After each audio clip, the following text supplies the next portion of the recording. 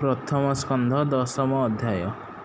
ଶୌନକ ଉବାଚ ଭୋ ସୁତ କହ କୃଷ୍ଣବାଣୀ ସଂସାରୁ ତୋରି ଯାହା ଶୁଣି ପଣ୍ଡୁରାଜାର ଅନ୍ତକାଳେ ତୁଷ୍ଟେ ଯେ ରାଜ୍ୟ ନେଲେ ବଳେ ଗୋବିନ୍ଦ ପାଦେ ଆଶ୍ରୟ କରି ସେ ଆତ ତାଇ ଜନେ ମାରି ପାଞ୍ଚ ଭ୍ରାତାଏ ଏକ ମେଳେ ପ୍ରଜାଙ୍କୁ ପାଳି ରାଜ୍ୟ କଲେ।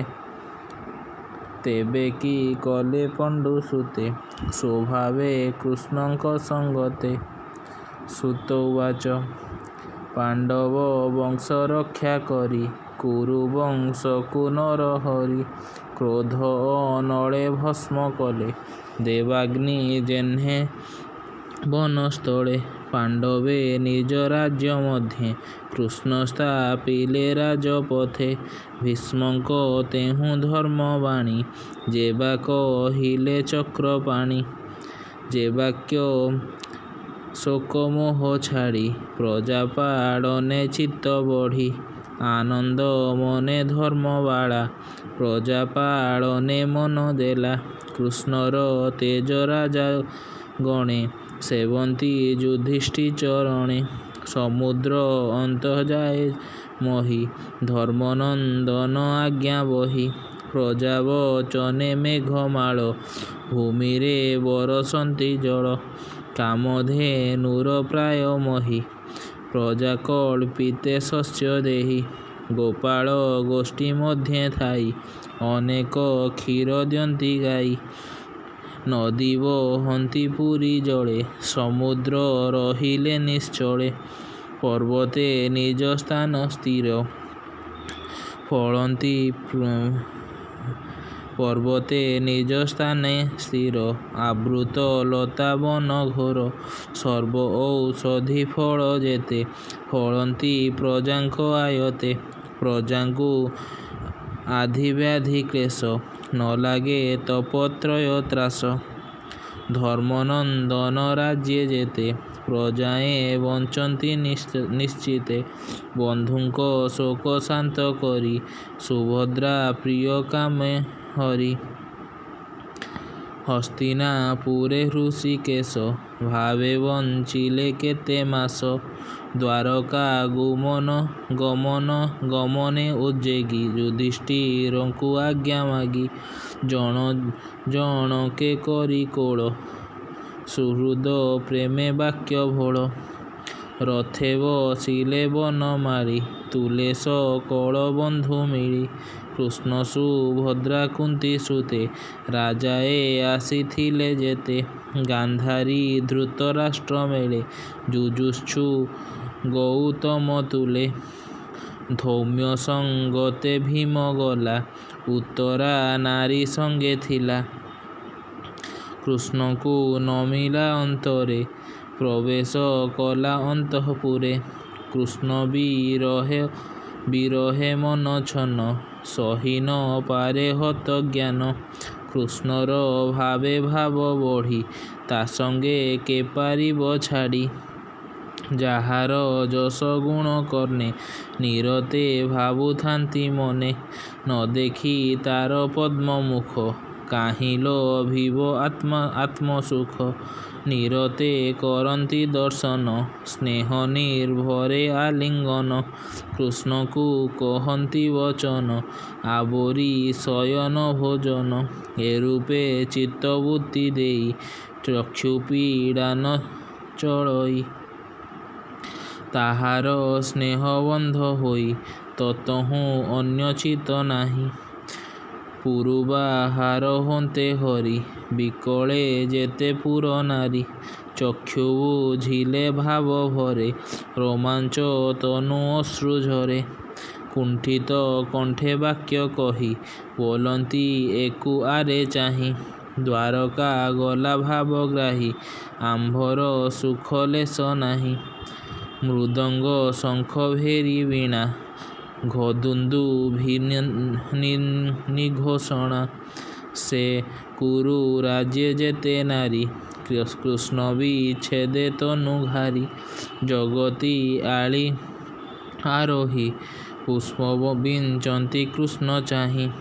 କୃଷ୍ଣର ଶିରେ ଶ୍ୱେତ ଛତ୍ର, ରତ୍ନ କାନନେ ସୁଘଟିତ। ଆନନ୍ଦ ଘେନି ମନ ତୋଷେ, ଅର୍ଜୁନ ଗୋବିନ୍ଦର ପାଶେ। ବାମ ଦକ୍ଷିଣ ପାଶେ ଟେକି, ବ୍ୟଞ୍ଜନ ଉଦ୍ଧବ ସାତ୍ୟକୀ। ଚାମର ହସ୍ତେ ପୁଣି ବିଞ୍ଚି, କୃଷ୍ଣ କର୍ପୂର ଧୂଳି ସିଞ୍ଚି। ଚାମର ହସ୍ତେ ପୁଣି ବିଞ୍ଚି, କୃଷ୍ଣେ କର୍ପୂର ଧୂଳି ସିଞ୍ଚି। ଦେବେ କୁସୁମ ବରଷନ୍ତି, ମାର୍ଗେ ବିଜୟ ଯଦୁପତି। ବ୍ରାହ୍ମଣେ ମିଳି କୃଷ୍ଣ ଆଗେ, ସୁସ୍ୱରେ ସାମ ଗାନ ରଙ୍ଗେ। ଆଶିଷ ଅର୍ଥେ ବେଦବାଣୀ, ହୃଦେ ନମନ୍ତି ଚକ୍ରପାଣି। ଦୁର୍ଗୁଣ ଗୁଣ ଯାର ଦେହି, ଭାବ ଅଭାବ ଯାର ନାହିଁ। ବିପ୍ର ସମୂହ ଅନ୍ୟ ଅନ୍ୟ, ଆଶିଷ ଦେଲେ ତୋଷ ମନ। କୌରବ ପୁର ନାରୀଙ୍କର, ସେ ସର୍ବ ସୁଖ ମନୋହର। ଉତ୍ତମ ଶ୍ଲୋକେ ଚିତ୍ତ ଯାର, ଅନ୍ୟୋନ୍ୟ କରନ୍ତି ବିଚାର। ସେ ହରି ପୁରୁଷ ପୁରାଣ, ଆତ୍ମାରେ ନିର୍ମାଣ। କରି ସକଳ ଦେହ ବସେ, ହରଇ ଏକ ଅବଶେଷେ। ଗୁଣତ୍ରିତୟେ ଏ ଜଗତ, ମାୟାରେ କରେ ଆତଯାତ। ଆତ୍ମାରେ ଆତ୍ମଭାବ ବହେ, ସକଳ ଶାନ୍ତି ଘେନି ରହେ। ଦିବସ ଅନ୍ତେ ପ୍ରାଣୀ ଦେହେ, ନିଦ୍ରା ଯେ ଶନେ ସର୍ବ ମୋହେ। ପୁଣି ଉଠନ୍ତି ରାତ୍ରି ଅନ୍ତେ, ବିଷୟ ଧ୍ୟାନେ ଅବିରତେ। ଯାହାର ନିଜ ବୀର୍ଯ୍ୟ ବଳେ, ପ୍ରକୃତି ପ୍ରସର ଶୟଳେ। ଜୀବର ସଙ୍ଗେ ସଙ୍ଗ କରି, ବିହରେ ନାନା ରୂପ ଧରି। ଏମନ୍ତେ ସଞ୍ଚରେ ଜଗତ, ଶାସ୍ତ୍ର କରଇ ଆତଯାତ। ଯାହାର ପାଦ ଆଶ୍ରେ କରି, ଜିତେ ଇନ୍ଦ୍ରିୟ ବ୍ରହ୍ମଚାରୀ। ନିର୍ମଳ ଆତ୍ମାରେ ନିଶ୍ଚଳ, ଦେଖନ୍ତି ଭକ୍ତ ଯୋଗ ବଳେ।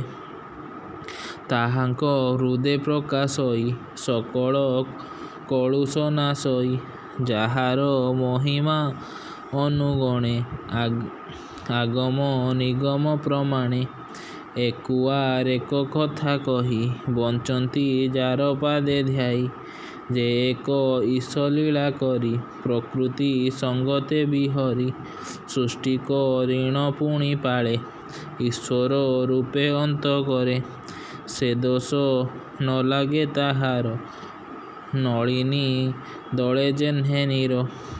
ସେହି ଏ ଆମ୍ଭ ଦୃଷ୍ଟି ପଥେ, ଦେଖ ଗୋ ସଖୀ ଅଛି ରଥେ।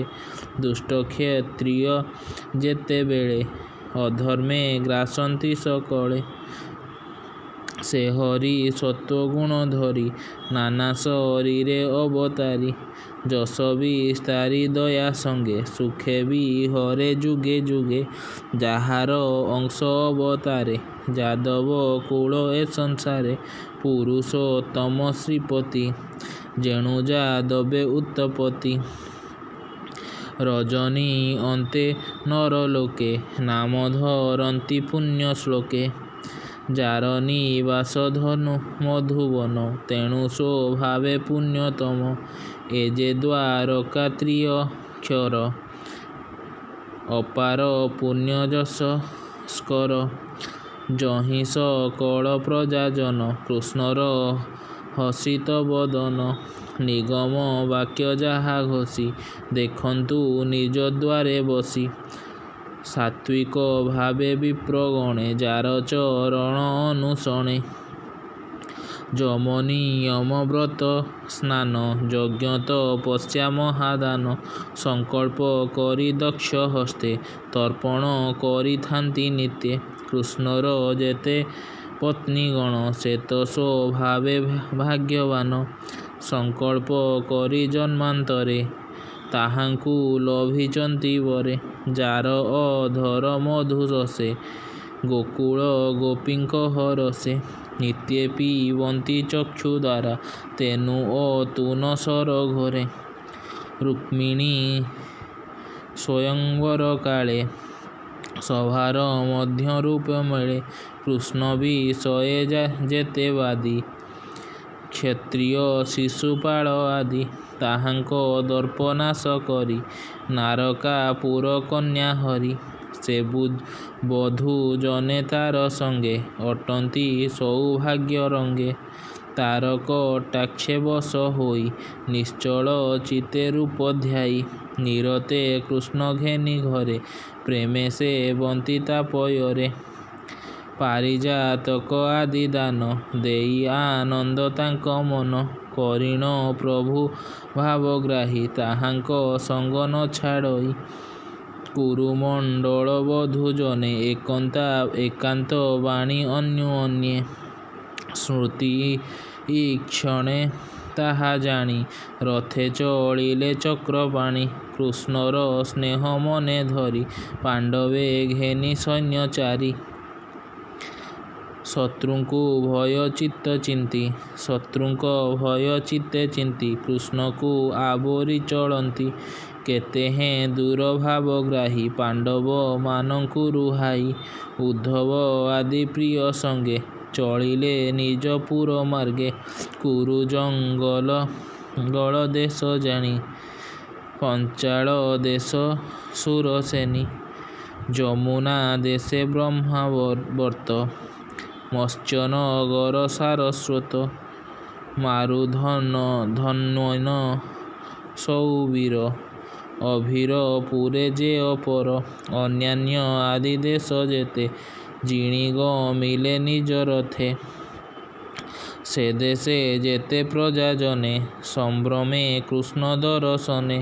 ଅନେକ ଉପାୟନ ହସ୍ତେ, ନିବେଦି କୃଷ୍ଣ ପାଦ ଗତେ। ଏମନ୍ତେ ଦ୍ୱାରକା ଅଗ୍ରତେ, ମିଳିଲେ ଦିନକର ଅସ୍ତେ। ସେ ହରି ଚରଣ ପଙ୍କଜେ, କିଙ୍କର ଜଗନ୍ନାଥ ଭଜେ। ଇତି ଶ୍ରୀମଦ୍ଭଗବତେ ମହାପୁରାଣେ ପରମହଂସ୍ୟାଂ ସଂହିତାୟାଂ ପ୍ରଥମ ସ୍କନ୍ଧେ ନୈମିଷି ଉପାଖ୍ୟାନେ ଶ୍ରୀକୃଷ୍ଣ ଦ୍ୱାରକାଗମନ ନାମ 10ମ ଅଧ୍ୟାୟः।